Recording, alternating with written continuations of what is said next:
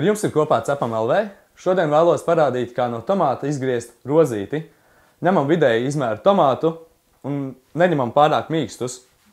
Tātad griežam šādi te augšaņas un lēnām apkārt to miziņu griežam.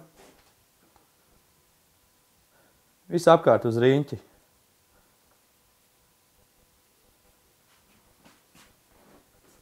Smuki tā te visu apkārt. Griežam.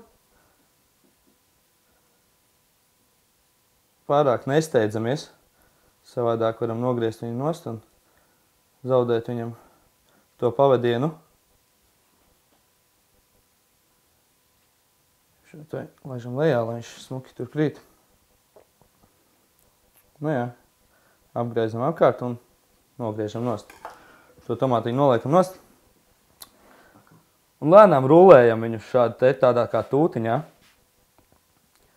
Ļoti svarīgi ir, kāds tomāts tiek paņemts. Dažreiz tie cietie, zaļie, pārāk cietie. Negrib tā smuki rulēties. Bet, es domāju, ka būs labi. Ops, sarulējam.